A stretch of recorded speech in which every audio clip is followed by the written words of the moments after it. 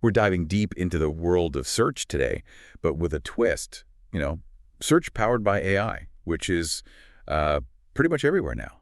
I mean, we've all seen what companies like Perplexity and OpenAI are doing, right? They're changing how we find and use information online. It's pretty impressive stuff.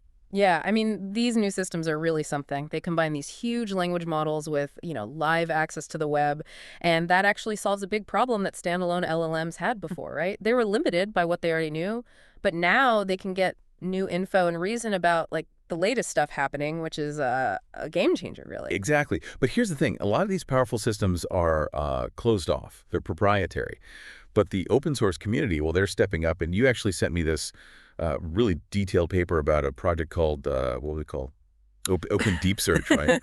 Or ODS. Yeah, that's the one. ODS is all about making search AI available to everyone. The whole idea is to, like, close the gap between the big proprietary systems and what's possible when everyone can work together, open development and all that.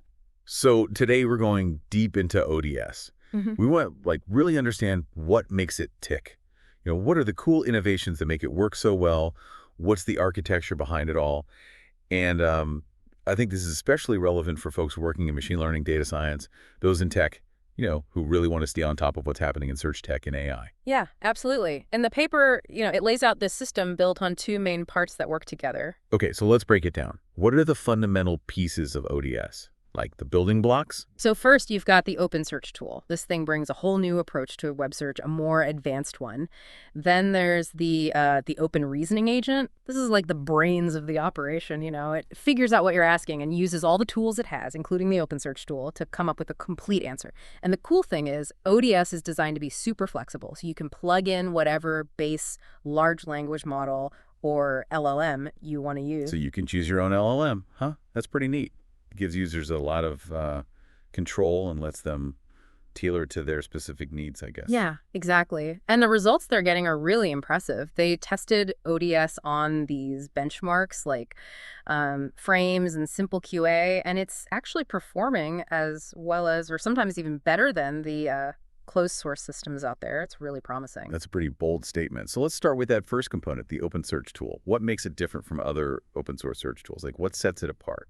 Well, the paper points out that a lot of existing open source tools, while they're great in their own right, they tend to have limitations. They mostly just grab the raw results from those search engine results pages, what we call SERPs, and then feed that straight into an LLM after some basic processing, like breaking the text into chunks and rearranging the results a bit. So basically just dumping a ton of maybe unfiltered information on the LLM and hoping it can make sense of it all, huh? Yeah, something like that. But the open search tool in ODS, it does things differently. It improves the whole process of finding information right from the start with the user's query. Okay, so how does ODS refine the user's query? What happens in that initial stage? Well, one of the cool things they do is query rephrasing. Sometimes the way you first ask a question can be a bit too general, or maybe it doesn't quite capture what you're really after, right? So the open search tool comes up with several different ways to phrase your original query. Interesting.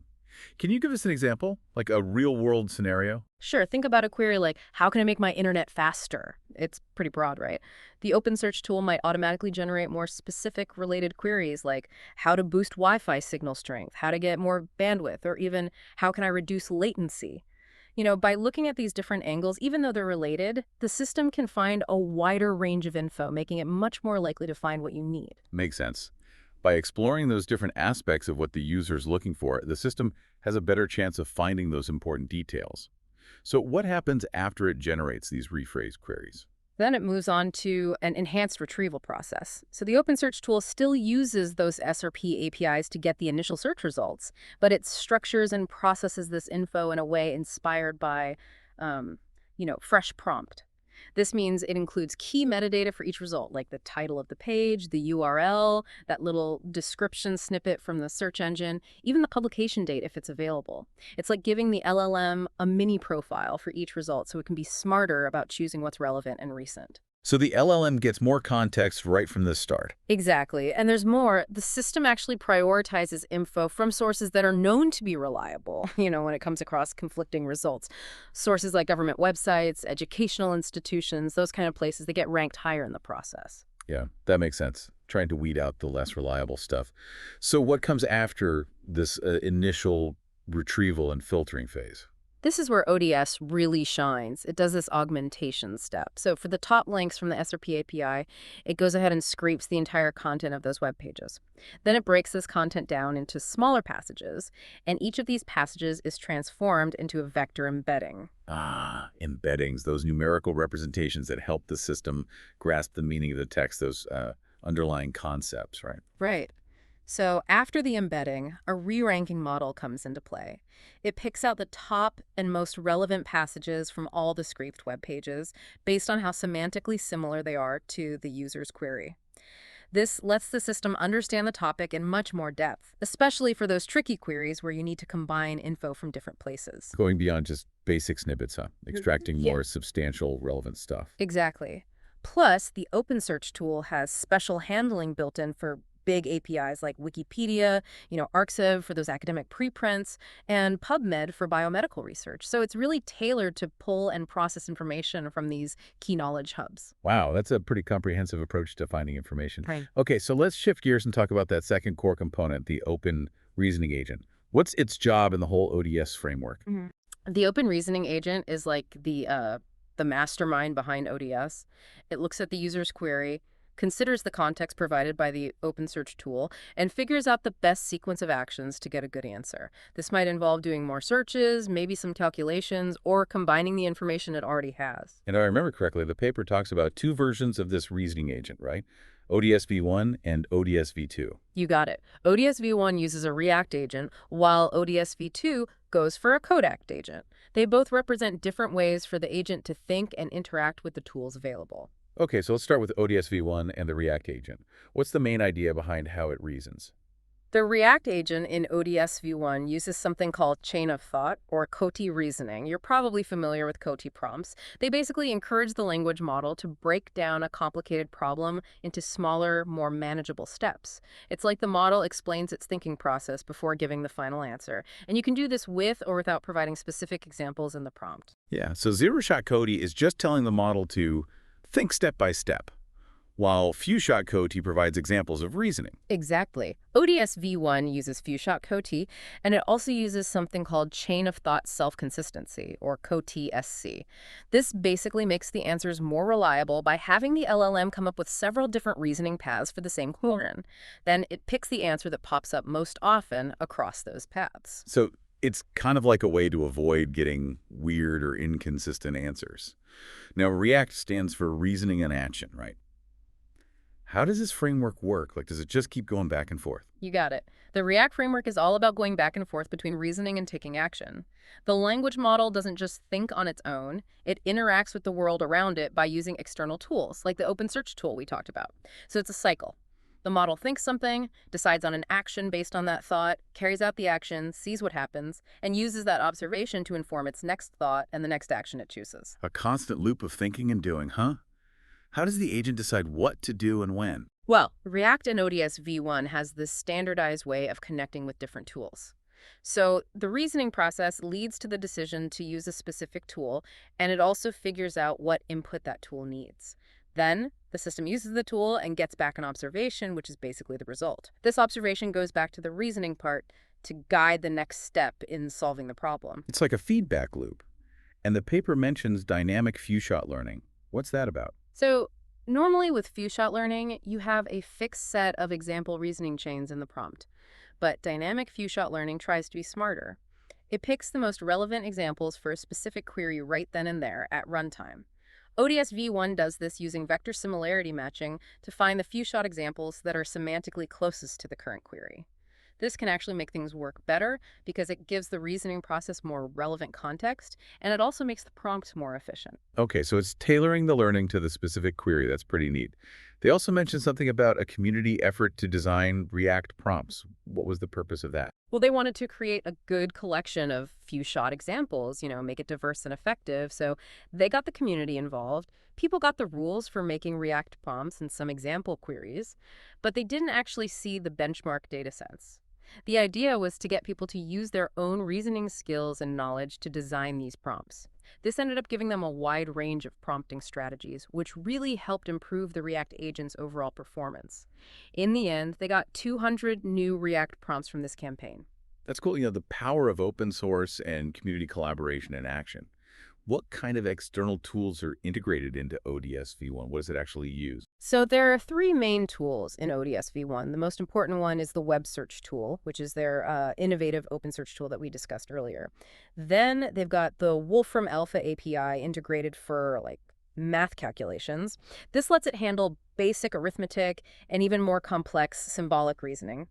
And lastly, there's this continue thinking tool, which basically allows the base LLM to be called upon for additional internal reasoning and to break down really complex queries into smaller parts. So if the agent gets stuck on a hard problem, it can basically ask its own LLM for help, right? Exactly. And the system is designed to be pretty robust, too. If the React agent, for whatever reason, can't come up with a good answer, and there's a separate model that judges that ODS has a backup plan, it switches to using chain-of-thought self-consistency to try and generate a response. So it always has a way to come up with something, even when things get tough. Now let's talk about ODS V2 and that CodeAct agent. How is that different from the React approach? ODS V2 takes a different route for reasoning and tool interaction.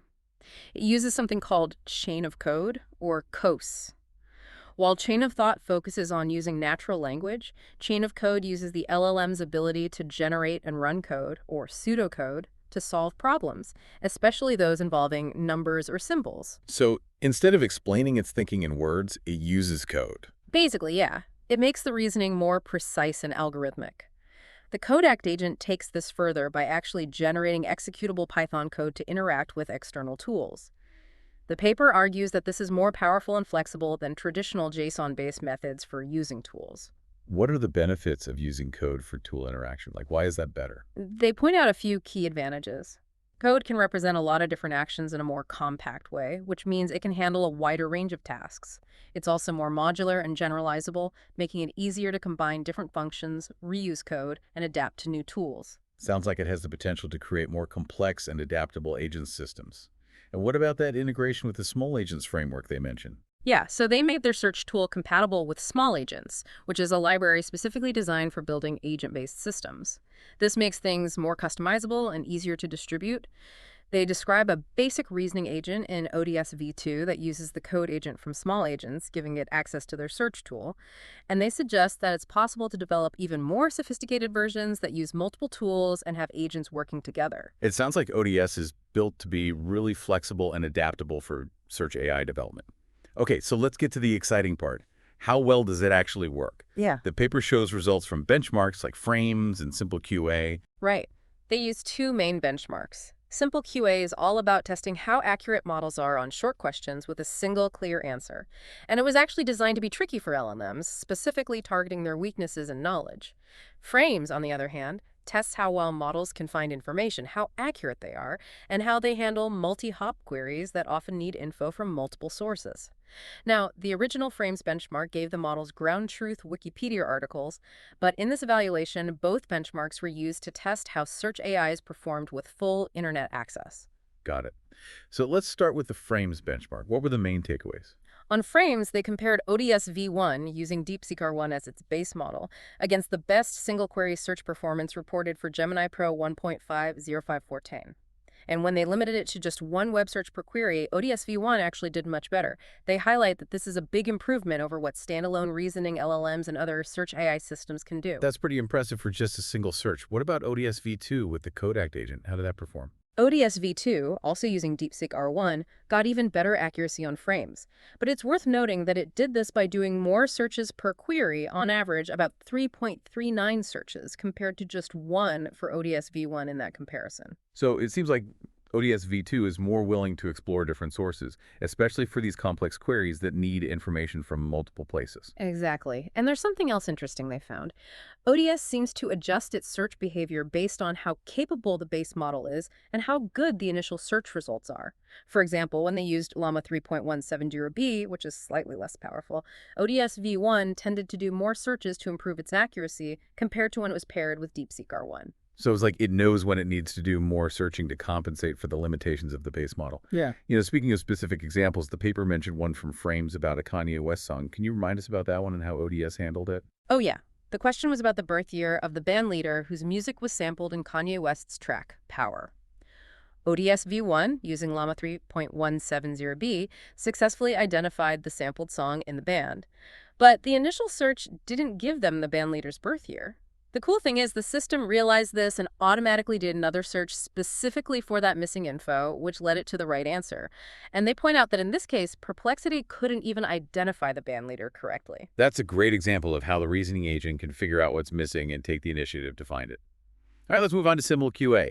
How did ODS perform on those more straightforward, fact-based questions? On SimpleQA, both ODS v1 and ODS v2, again using DeepSeek R1, did really well. They got much better scores than large language models like GPT-4o, Claude 3.5 Sonnet, and O1 Preview, which were just used on their own. The paper says this big jump in performance is because of the open search tool providing high-quality search results and the open reasoning agent being able to effectively use that information to answer the question. So it's not just about finding relevant info, but also about actually understanding and using it to answer the query correctly. Absolutely. And they have some good examples from SimpleQA to show this. One was about finding a specific track name from a video game soundtrack. ODS v1 used the great context from the open search tool to find the right answer, while Perplexity Sonar Reasoning Pro struggled just to find the right information in the first place. Another example was about the wheelbase of a Jensen Interceptor, a specific car model. ODS v1 found the right wheelbase and even used the Wolfram Alpha API to double-check the unit conversion, showing that it can integrate external tools to be more accurate. So it's good at those fact-based questions too, even using external sources to verify its answers. The paper also mentioned a survey of SimpleQA accuracy results. How does ODS stack up against other solutions, both open source and closed source? That survey puts ODS as the top performer among open-source solutions on SimpleQA, and it significantly narrows the gap with the best closed-source systems from other studies. While some newer proprietary systems might have slightly better scores on this particular benchmark, ODS is a big step forward for open and transparent search AI. It's really encouraging to see the open source community catching up in this rapidly developing field. Finally, let's talk about the ablation study. What were the main findings from that analysis? The ablation study looked at how much each part of ODS v1 contributed to its performance, both with Llama 3.170b and DeepSeek R1 as the base model. The results showed that each key component, the open search tool, the Code2React reasoning agent, and using few-shot prompting all play a significant role in how well the system performs. Taking any one of these components away led to a noticeable drop in accuracy, both on a subset of SimpleQA and on frames. And the study also confirmed that using a more powerful reasoning model like DeepSeek R1 makes ODS perform even better overall. So it's like all these well-designed pieces working together that lead to those impressive benchmark results. Yeah, it's a synergy thing. The open search tool lays the foundation with high-quality information, and then the open reasoning agent, with its chain of thought, reasoning and action, and few-shot learning, uses that information effectively to tackle those complex queries. This has been a really insightful deep dive into Open Deep Search. Can you sum up the most significant achievements and what this open source framework means for the future? The biggest thing is that Open Deep Search gives us a high-performing open source alternative to those proprietary search AI solutions out there, and it's actually competitive with them, even beating them sometimes on those benchmark tests. The fact that it's modular and you can use different base LLMs means users can benefit from all the new advancements happening in the field of large language models. Plus, the innovations in both the Open Search tool with its sophisticated information retrieval and the Open Reasoning Agent with its ReAct and CodeAct architectures are big contributions to Open Search AI. And for our listeners who are interested in learning more about ODS or maybe even contributing to it, where can they go? The full source code is available online, the paper has the link to the repository, and they're actively encouraging people to contribute and help it keep developing and evolving. It's awesome to see such cutting-edge research being made accessible to everyone. It fosters collaboration and speeds up progress in this important area. To wrap things up, what's one key takeaway for our listeners to think about regarding Open Deep Search and its potential impact? I think it's important to think about what it means to have truly open and transparent search technologies available. Like, how would this impact research, development, and access to information in machine learning, data science, and technology in general? Imagine if these advanced search capabilities weren't locked away in proprietary systems. What new doors could that open for innovation and knowledge sharing in our fields? We encourage everyone to check out the ODS repository and maybe even become part of shaping the future of open search AI. That's a great thought to leave our listeners with. Thanks for joining us on this deep dive into Open Deep Search. It's been a fascinating exploration of the cutting edge of AI and search technologies. It's been a pleasure discussing this with you. I'm excited to see how the open source community continues to push the boundaries of what's possible in this area. We'll definitely be keeping an eye on the developments in Open Deep Search and sharing our insights with you all along the way. Until next time, keep exploring, keep innovating, and stay curious.